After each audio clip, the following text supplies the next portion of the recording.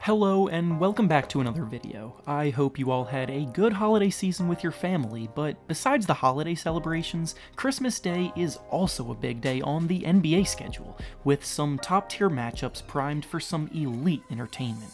This year, one matchup in particular, which was also definitely the most anticipated beforehand, and probably the most tuned into of the night, being the Lakers-Clippers game that inspired me to take a deeper look into this matchup for a few reasons. For one, they both happen to play in the same city, which makes it interesting enough, but they also just so happen to be, more than likely, the two best teams in the Western Conference this year, so the odds favor one of them making it to the finals. In this video, we're going to be taking a look at the two matchups between the teams we've seen so far, what each team does well and struggles with, and then, based on a few other factors, who has the advantage for the rest of the season. Before we get started though, make sure to like the video and subscribe to the channel, as all support is very much appreciated. Now, with that being said, let's begin. We're going to start things off by analyzing the Lakers, then transition over to the Clippers after that, we'll be comparing the two and making our final judgments. The Lakers have been one of the best teams in the whole NBA, with the best record in the West for several reasons, with arguably the biggest reason being their suffocating size. Acquiring Anthony Davis obviously plays a big factor in that, but the fact that he insists on playing power forward and inserting another big man alongside him, plus with LeBron James out there playing point forward, their size is a lot to handle. This is especially the case because the two players that play center in the Lakers rotation, JaVale McGee and Dwight Howard, have been having incredible defensive seasons protecting the paint, while Davis has also been playing good enough defense to put his name firmly in the Defensive Player of the Year conversation.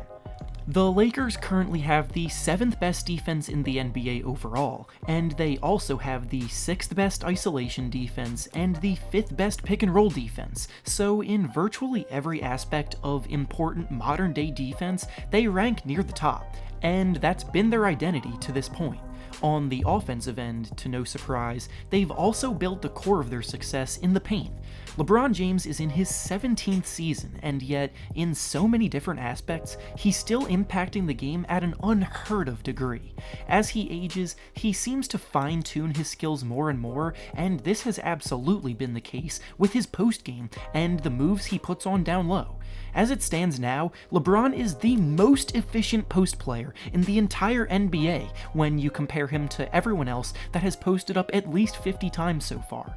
Plus, Anthony Davis ranks 6th in the league in this regard, so throughout the whole 48 minutes of a game, teams have to deal with two separate elite post-up players, and in today's era of pace and space, very few teams have the ability to do this.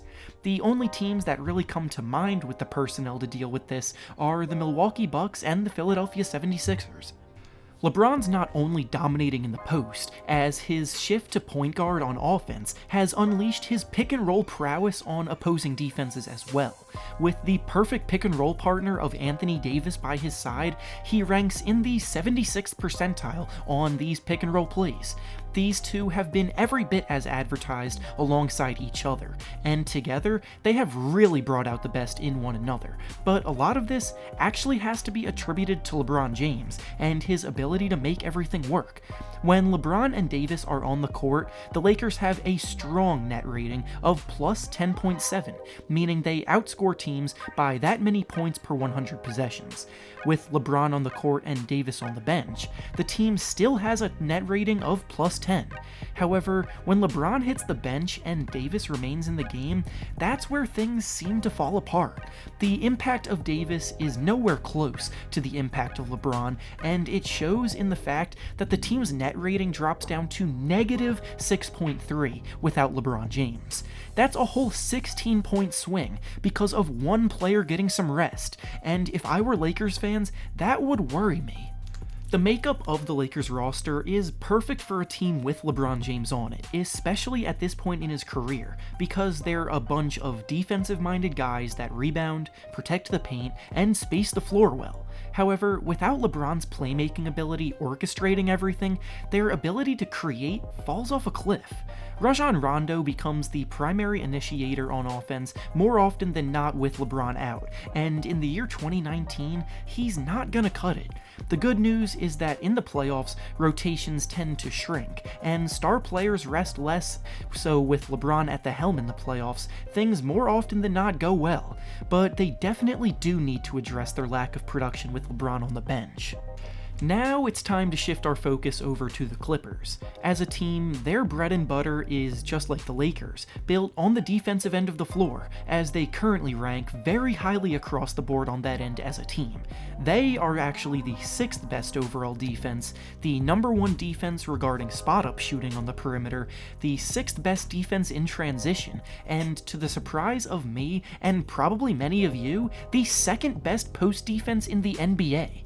Going into the season, the Lakers' dominance in the paint was one of the biggest reasons many favored them in a matchup against the Clippers, because if there was one area that on paper was supposedly weak, it was the team's rim protection. However, as an entire team, they really do a tremendous job bunkering down in the paint and not allowing easy looks at the rim. Montrezl Harrell and Ivica Zubac have both improved immensely on this end and are playing the best defense of their careers. One area that they struggle on defense, however, is in the pick and roll, which is something the Lakers have already and likely will continue to exploit. The Clippers rank 25th in the league out of 30 teams defending the pick and roll, and when you match that up with a LeBron-AD combo, you're basically asking for trouble. On the offensive end, though, their bread and butter is utilizing the pick and roll to their advantage, and unlike the Lakers, they have several top-tier creators capable of producing here. Kawhi Leonard, who hasn't really been known much as a facilitator in the past, is actually having a career year in assists this year and is on track to orchestrate more pick and rolls as the ball handler than any other year of his career. His handle is tighter, he has a better feel for when to find his rolling teammate, and the threat of him pulling up for his favorite mid-range jumper makes it a ridiculously tough thing to defend. Then, of course, the Clippers also have 2 of the best bench players in the NBA, with Lou Williams and Montrezl Harrell, and that tandem in the pick and roll has been one of the best since they teamed up in LA a few years ago. Both of them are averaging 19 points off the bench, and then Kawhi Leonard gives them 25 a night, and Paul George, who I haven't even discussed yet, is also giving them 24 points a night. Kawhi has been similar to LeBron for the Clippers in the sense that the net rating with him on the floor is always good no matter who else is in the 5-man lineup, but when he goes to the bench or on nights when he rests, which does happen fairly often because of how he treats his health nowadays, the team does struggle. Paul George, Lou Williams, and Montrezl Harrell actually all have negative net ratings without Kawhi on the court, but it's only negative by about a point, so it's not quite as bad as the Lakers without LeBron. Now, having said that, we'll now move on to the comparison portion of the video. Who will run LA and possibly the NBA this year? Well, first I want to identify one clear advantage that hasn't been discussed yet. If these two teams happen to match up in a playoff series, every single game will be played at Staples Center, meaning no matter what the court technically says, it will be 7 home games for the Lakers. Lakers fans undoubtedly overpower Clippers fans in Los Angeles, and in a playoff series, it won't be easy to have to play every single game being rooted against. Home court has proven to be a valuable thing countless times over the years, and role players tend to feed off the home crowd more than anyone, so it is definitely worth noting.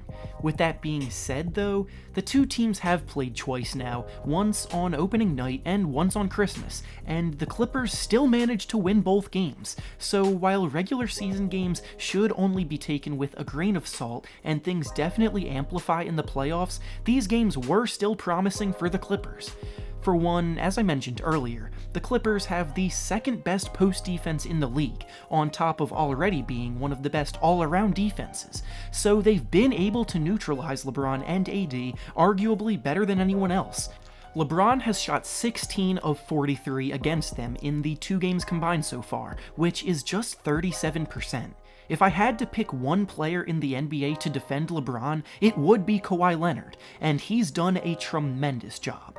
As LeBron goes, so do the Lakers go more often than not, so slowing him down is the key to winning a series, and Kawhi is the key to doing that.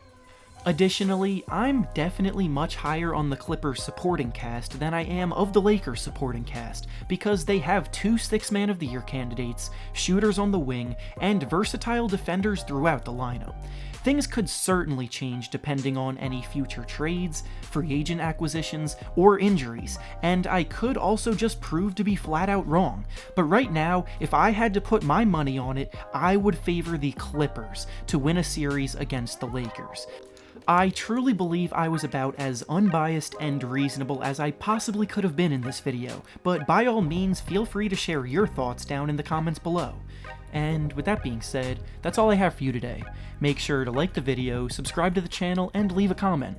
Thanks for watching, and I'll see you all next time.